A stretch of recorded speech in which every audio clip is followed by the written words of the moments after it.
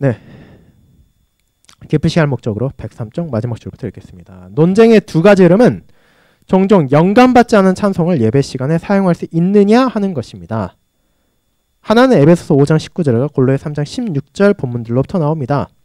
시와 찬송가, 신령한 노래를 노래하라는 것은 분명한 명령입니다.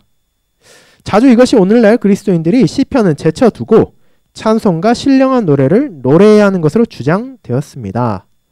하지만 이런 논쟁에 약점이 있습니다. 이 본문들이 정확히 공적인 예배에 대한 것이 아니라는 사실 외에도 시편, 찬송, 노래들은 모두 실제로 70인역에 나오는 시편의 제목에서 따온 것이라는 사실도 있습니다. 더욱이 영적인이라는 부사는 다른 모든 새 용어, 영적인 시편, 영적인 시, 영적인 노래에 다 적용하는 것으로 받아들여야 합니다. 바울은 영감받은 정경적인 노래 모음집 더하기 영감받지 않은 정경적인 노래를 주장한 것이 아니라 시편에 대해서 글을 썼습니다. 그래서 이러한 논쟁은 설득력이 없습니다.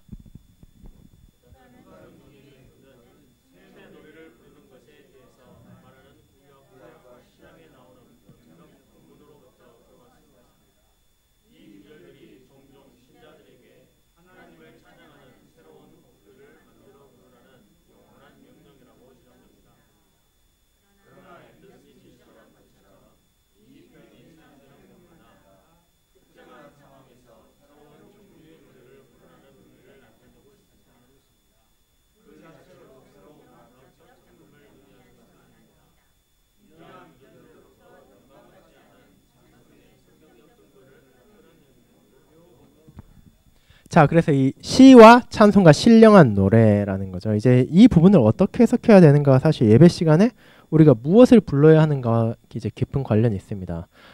이제 브레우 목사님이나 이제 소수의 목사님들 같은 경우는 이 모든 것들이 사실은 시편을 가리키는 것이다라는 분들도 있습니다. 왜냐하면 이 시편, 찬송, 이 노래가 이제 70인역, 이제 말 그대로 히브리어 구약 성경을 헬라어로 바꿔서 번역한 내용을 보면은 그 부분에서 따왔다라고 보시는 분들도 있죠. 그래서 이런 분들 같은 경우 이거 사실 다 시편 말하는 것이다 라는 분들도 있지만, 일반적으로는 이 시 같은 경우에는 이제 시편, 찬송 같은 경우에는 우리가 뭐 구약 성경에도 종종 나오죠. 이제 지난주에도 언급했지만 뭐 모세의 노래라든지 미리암의 노래라든지 이런 구약 성경 안에 있는 시편이 아닌 이제 노래가 나와 있는 부분들이 있기 때문에 그런 노래, 그리고 신령한 노래가 이제 우리가 오늘날 찬송에 종종 있는 이제 성경에 기반한 이제 찬송들, 이제 후에 찬송들, 이제 창작된 찬송들을 가리킨다라고 보는 편이죠.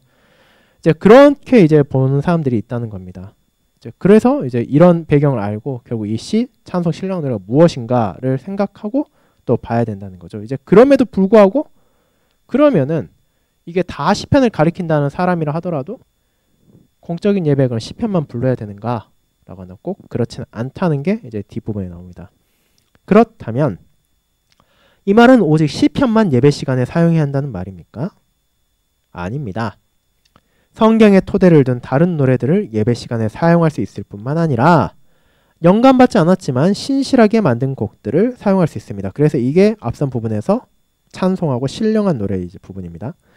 인지해야 할 주요 사실은 공적인 예배를 위한 우리의 노래에 대한 구체적 내용에 대해서 신약 성경의 명령이 없다는 것입니다.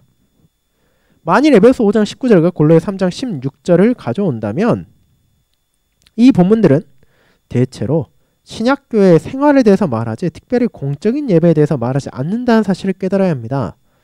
만일 우리가 에베소 5장에 우리 자신을 제한한다면 이는 18절로부터 분명합니다. 술 취하지 말라. 이는 방탕한 것이 오직 성령으로 충만함을 받으라. 성령께서 공적인 예배 시간에 술을 마시지 말라는 뜻으로 말씀하셨습니까? 술 취하는 대신에 성령의 충만을 받으라고 말합니다. 그 다음 몇 가지 방식을 정리하면서 교회가 성령으로 충만하게 되어야 한다고 합니다. 그 가운데 하나는 시와 찬송과 신령한 노래들로 서로 화답하는 것이라고 합니다. 이 본문들은 규정 원리에 주관되는 공적 예배를 위한 규범으로 취할 수 없습니다. 이렇게 하는 것은 의도된 초점에서 저 멀리 밀어내는 꼴이 됩니다. 그래서 이 부분 같은 경우는 시와 찬송가 신령한 노래를 부르라고 했지만 그게 그러면 공적인 예배 상황에서 말한 것이냐라고 할 때는 그렇지 않고 이제 문맥을 살펴본다면 이것은 일반적인 성도의 삶을 가리키고 있다. 이제 대표적으로 이제 술 취하지 말라는 게 나오죠. 그럼 너무 당연한 거 예배 시간에 누가 술을 마시겠습니까? 그게 아니라 일반적인 삶에서 술 취하지 말아라. 그것은 방탕한 것이니 술로 자신을 채우려 하지 말고 성령으로 충만을 받아라. 그리고 찬송 부분도 그런 맥락에서 보면은 우리의 일상의 삶 가운데서도 하나님을 향한 찬송을 불러야 된다라는 식으로 봐야 되지. 이게 공적인 예배를 위한 규범이냐? 그렇게 볼 수는 없다. 여기에서 원리를 취할 수는 있겠지만 이 자체가 예배 규범은 아니다라는 겁니다.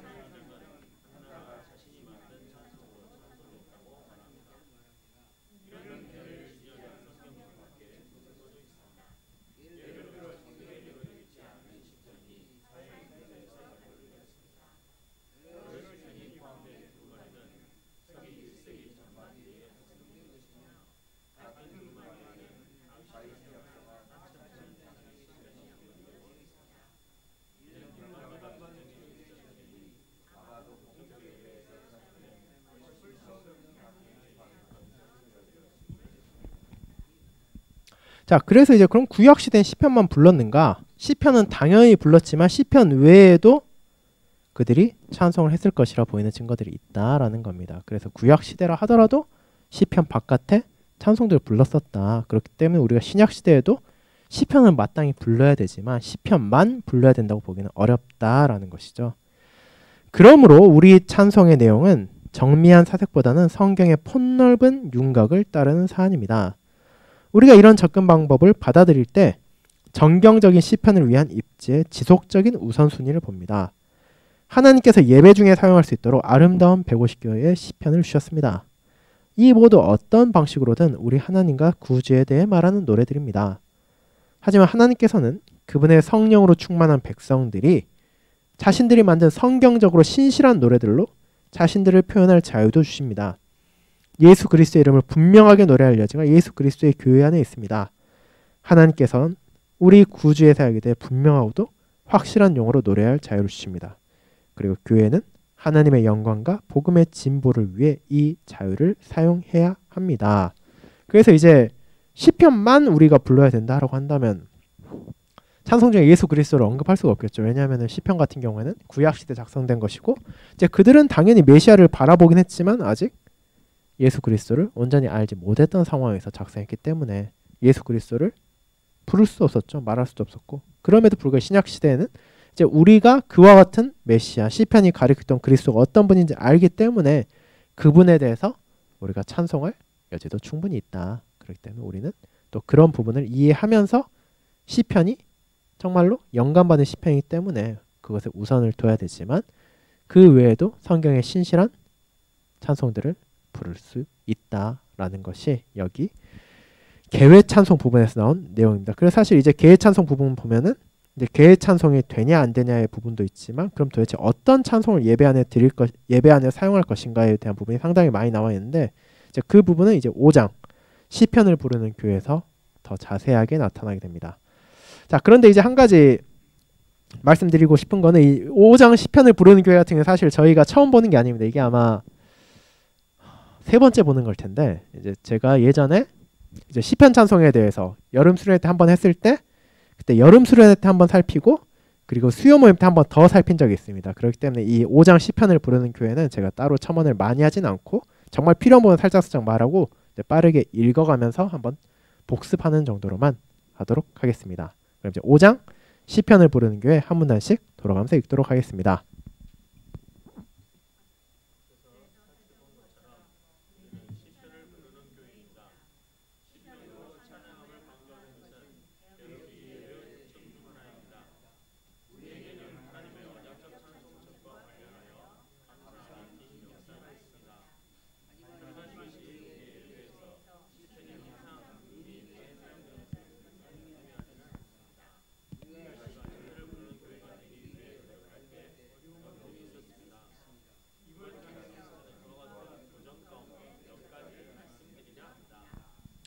모든 시편을 노래하기. 제가 대학 다닐 때 한 유대인 히브리어 교수는 점잖게 기독교 교회들이 너무도 많은 시편을 기피한 다음에 비난했습니다. 그는 교회가 쓰는 찬송책 가운데 시편 137편 내 어린 것들을 바위에 메어치는 자는 복이 있으리로다 라는 구절을 그대로 받아들인 것을 한 번도 본 적이 없다고 말했습니다. 그는 캐나다 개혁교회 시편 찬송에 대해 접하게 되었을 때 적지 않게 놀랐습니다.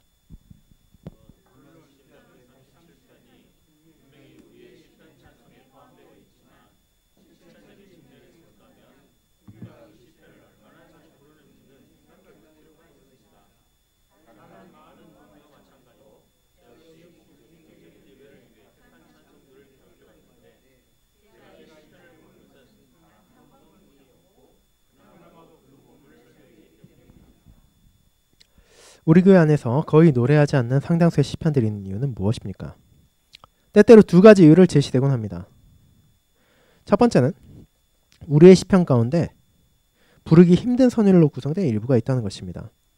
저는 음악에 관한 전문가가 아니기에 제가 여기에 사용한 어렵다라는 표현은 약간 주관적일 수도 있고 실제로 객관적인 음악적 어려움보다는 친숙하지 못해서 오는 타일 수도 있다는 뜻만 밝혀두고자 합니다. 두 번째는 다름 아닌 일부 시편들이 공적인 예배에서 사용하기에는 적합하지 않다는 주장입니다. 예를 들어 그 안에는 누군가를 저주하는 저주시들이 있습니다. 그뿐 아니라 대부분의 시편은 애가입니다. 우리가 정말로 예배 시간에 정기적으로 함께 애통하기를 바랍니까?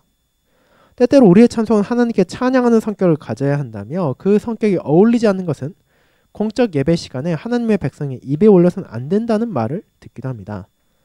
그것은 자연스럽게 시편 가운데 상당수를 배제하게 됩니다.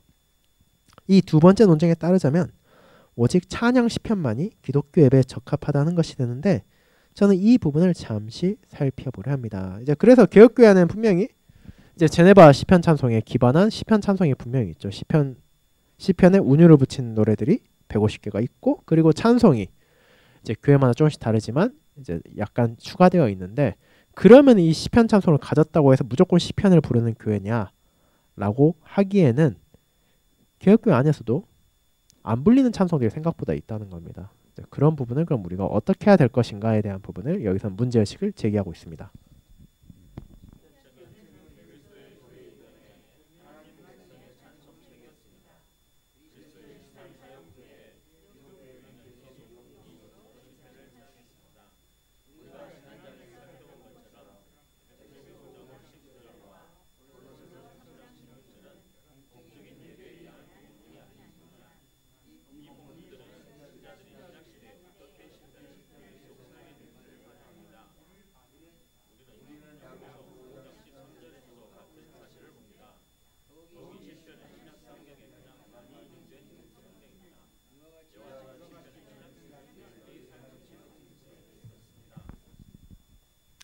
이 점은 우리가 알고 있는 교회 역사로부터도 지지받습니다. 비록 시편만이 유일하게 사용된 것은 아니지만 전체 시편은 역사적 기독교 안에서 찬송책의 대부분을 차지하고 있었습니다. 교부 시대에 이와 같은 실천이 있었다는 것을 증명하기 위한 교부들로부터 나온 많은 자료들을 확인할 수도 있습니다. 심지어 중세 로마 교회에서도 라틴어로 번역된 시편들은 찬양과 성가의 핵심적 구성 요소였으며 그것들은 전체 시편을 포함하고 있었습니다. 그러나 14세기 초에 다수의 라틴어 찬양들이 소개된과 함께 이는 감소하기 시작했습니다. 시편을 노래하거나 성가로 사용했을 때라 하더라도 자주 한 개 혹은 두 개의 절로 줄여서 불렀습니다.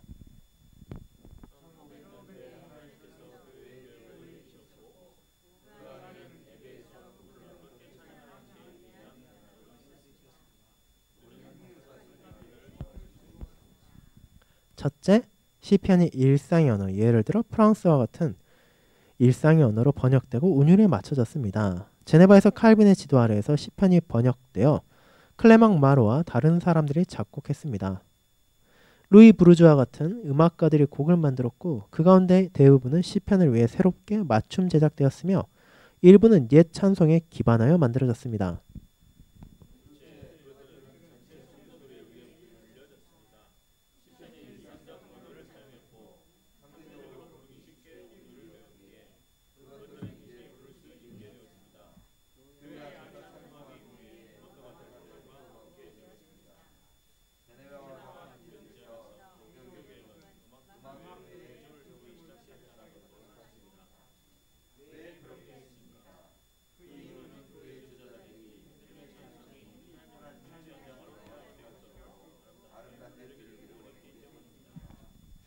셋째로 초대교회가 그러했듯이 시편에 대한 주된 강조로 돌아가는 움직임이 있었습니다. 휴즈 올리판트 홀드는 이는 성령의 영감된 찬송들을 노래하는 것을 선호하는 사안이었습니다. 라고 말했습니다.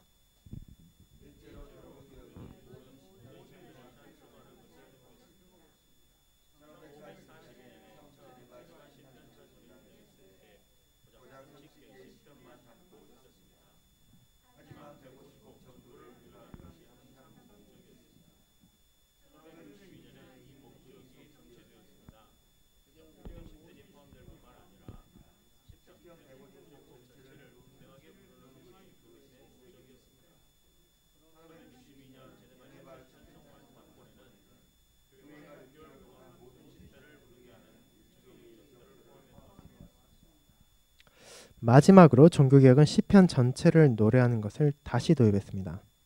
언제나 이렇게 하는 것이 가능하진 않지만 시편 한 편을 시작부터 끝까지 다 부르는 것을 선호했습니다. 이것이 선호된 실천이라는 것은 앞에 4가지 요지에 언급한 계획으로부터 분명합니다. 제네바 운율의 많은 운율이 원래는 이 무겁고 장엄하지만 열정적으로 노래하도록 작곡되었습니다. 어떻게 그리고 왜 다른 방식으로 노래하게 되었는지는 다음 단락에서 다룰 것입니다. 그래서 이제 종교개혁에서 많은 것들이 당연히 변화되었지만 이제 찬송 부분에 제한하자면 이제 시편 찬송이 회복되고 또 그리고 그것을 일상연어로 말 그대로 우리로 따지자면 한국어로 부를 수 있도록 번역이 되고 또 그것을 모든 성도들이 함께 부를 수 있도록 또 쉬운 곡조가 붙었고 또 그것을 주된 찬송을 부르게 되고 또 모든 시편을 부르고 또 가능하면 시편 전체를 노래하는 것을 도입했다라는 것이 이 종교개혁 시대에 있었던 것입니다. 그래서 그 전과 비교해보자면 큰 차이가 있죠. 이제 뭐 몇 차례 설교나 혹은 뭐 강의 등을 통해 들으셨겠지만 특히 이제 중세 시대에 가면은 찬송을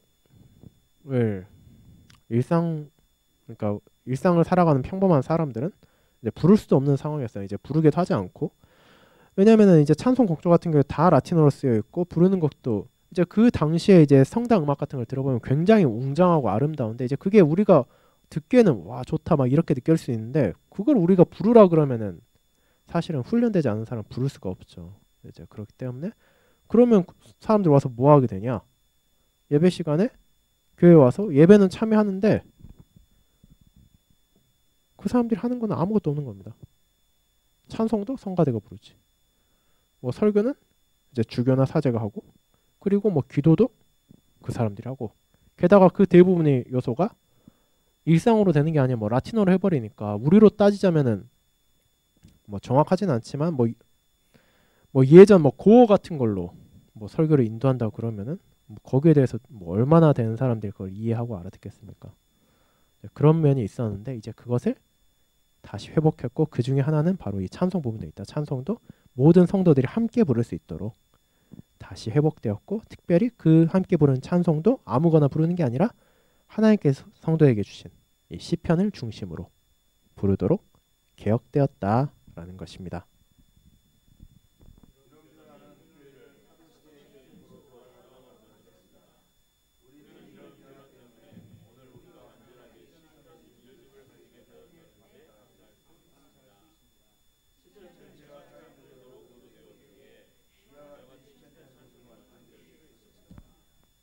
우리는 잘 알려진 본문인 디모데후서 3장 16, 17절을 기억해야 합니다.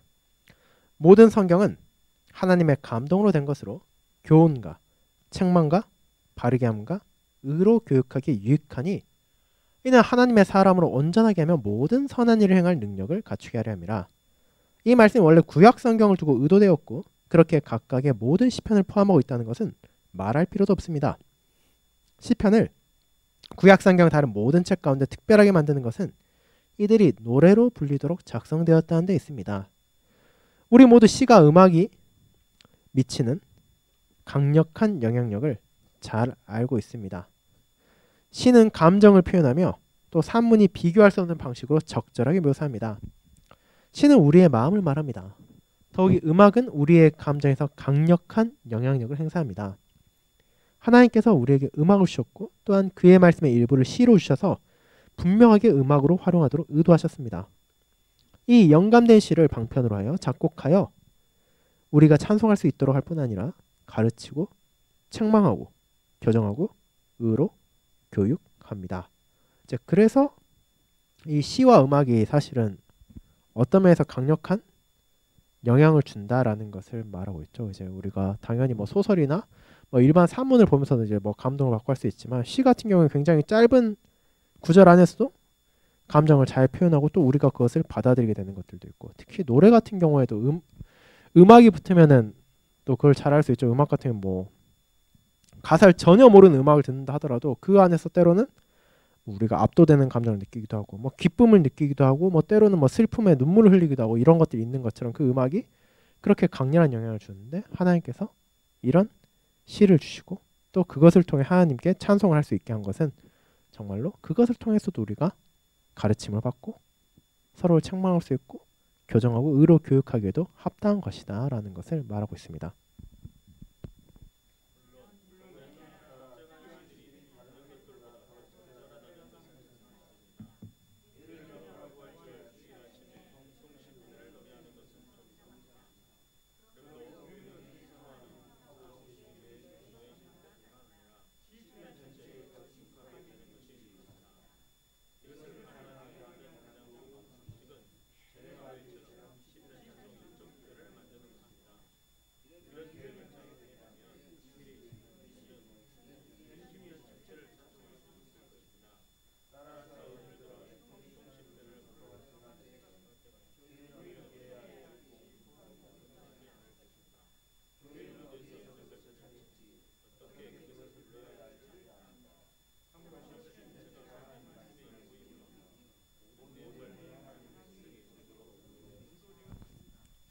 자, 그래서 이제 사실 저도 이제 교회에서 찬송 부른 내역들을 다 공적 예배에서 어떤 찬송들 불렀니 다 이제 체크를 해놓는 표가 있긴 있는데, 사실 저도 하다 보면은 뭐 1, 2년 사이에 거의 한 번도 안 부른 찬송 시편들이 생각보다 있습니다. 이제 그것들을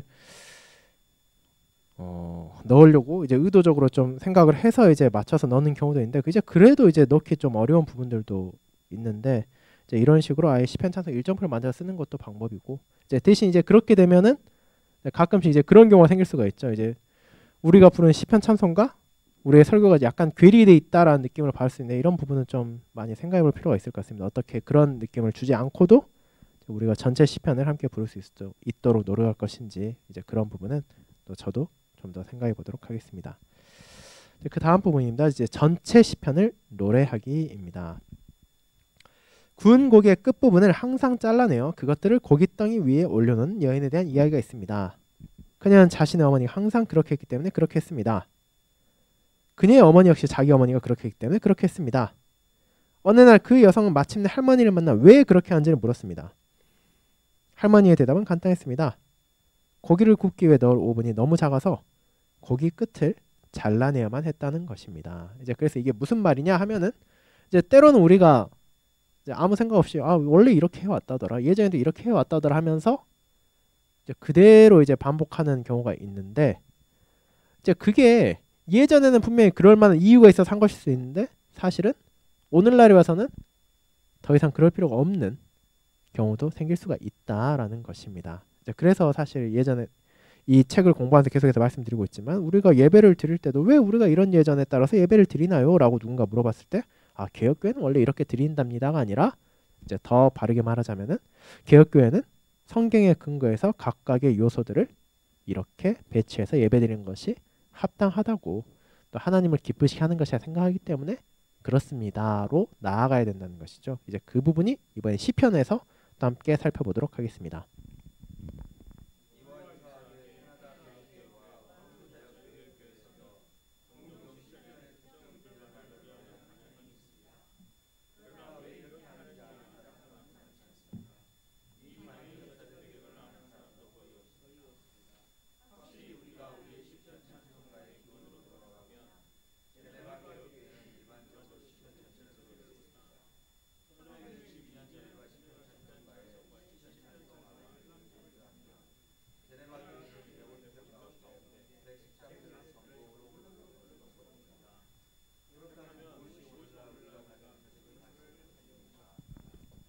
프랑크 에징거에 따르면 네덜란드의 개혁교회들도 시편 찬송을 부르는 교회가 되기 위해 원칙적으로는 노력했지만 실질적으로는 어려움이 있었습니다.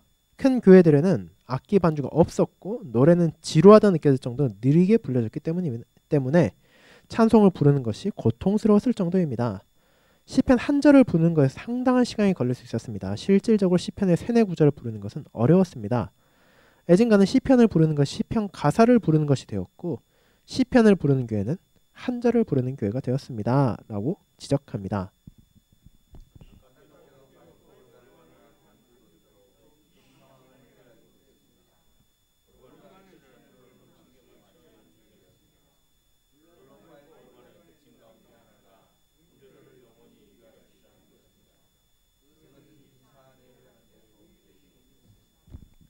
자, 그래서 이게 도대체 무슨 말을 하고 있는 건가라고 하면은 이제 초창기에는 이제 시편 150편 중에 113편을 전곡으로 불렀는데 왜 그러면 이제 그렇게 다 부르는 게 사라졌는가라고 할 땐 역사적으로 봤을 때는 이제 네덜란드 개혁교 안에서 찬송이 너무 이제 느리게 불려졌기 때문에 그걸 부르기가 너무 힘들었다. 그리고 파이프 오르간이 들어왔지만 그것도 사실은 큰 도움은 되지 못했었다. 이게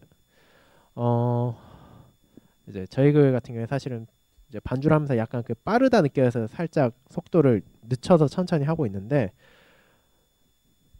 캐나다 교육교회가 나 호주 갔을 때 이제 경험할 수 있는 것 중에 하나가 뭐냐면은 교회마다 사실은 반주자들이 있죠. 반주자들이 있고 그 반주자들의 뭐랄까요 자율성을 상당히 인정해주는 편입니다. 반주하는 데 있어서는 뭐 큰 문제가 있지 않은 뭐 목사님이나 누가 와가지고 이렇게 반주하십시오 저렇게 반주하십시오 이렇게 하지 않는 편인데 그러다 보니까 반주자마다 사실은 찬송 반주 속도가 상당히 다릅니다. 그래서 사실 반주자마다 다르다기보다 교회마다 좀 다른 영향이 있습니다. 어떤 교회 같은 경우에는 예를 들어 뭐 저희 교회 같은 속도를 한다 그러면은 뭐 제가 갔던 교회 중에는 이것보다 거의 한 2배 느리게 부르는 교회도 있습니다. 이게 뭐 그거 예배 실황 같은 거 보면은 얼마인지 느낄 수 있는데 그렇게 되면 여기 나온 것처럼 그 찬송 부르기가 상당히 힘듭니다. 이게 그 사람들이 이제 그렇게 쭉 불렀던 사람들은 그렇게 부를 수 있는데 처음 가가지고 이게 불러보면은 말 그대로 숨 고르기도 좀 달라져야 되고 이제 찬송이 계속 이제 어떤 면에서 늘어진다는 느낌이 좀 어려운 부분이 있는데 이제 원래는 찬송을 그렇게 불렀었다는 겁니다. 그래가지고 이제 여러 절을 부르지 못했는데 이제 그러면 그 계속 있었냐? 꼭 그런 건 아니다. 이제 그게 문제가 있다 생각해서 다시 회복하려는 시도도 있었다라는 것이 이어지는 부분부터 나오죠. 20세기 초반에 네덜란드에서 원래의 제네바 방식으로 시편을 찬송하려는 시도가 있었습니다. 이는 속도와 운율의 리듬을 회복한다는 의미였습니다. 시편들이 이제 아주 빠르게 불렸습니다. 비록 이것이 이전 행해진 방식에 비해 상대적인 것이었지만 그것이 활발하게 불렸다는 뜻은 아닙니다. 이전에 한 소절을 부르는데 7분이 걸렸다면 이제는 1, 2분 정도 걸리게 되었습니다. 유감스럽게도 그건 역시 특정한 구절들만을 부르는 풍습을 바꾸지는 못했습니다. 지금까지도 많은 캐나다 개혁교회와 호주 자유개혁교회에 이런 관행이 지속되고 있습니다. 그래서 사실 이 목사님 같은 경우는 시편 부른다면은 전체 절을 다 불러야 된다는 입장인데 실제 관행이나 이제 실천에서 보면 상당히 소수 의견이긴 합니다. 이제 대부분 교회에서는 다 부르진 않고 보통 한 3절, 4절 그 정도 부르는 교회가 사실 많긴 합니다. 아직도.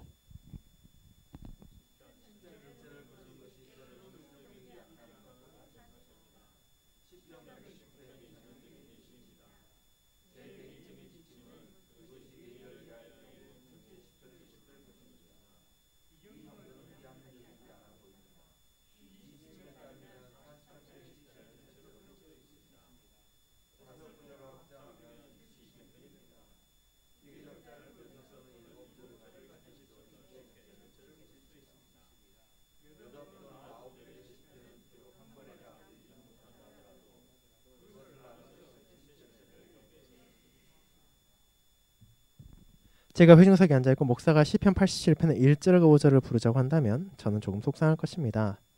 왜냐하면 그것은 겨우 5절밖에 없기 때문입니다. 왜 시편 전체를 부르지 않는 것입니까?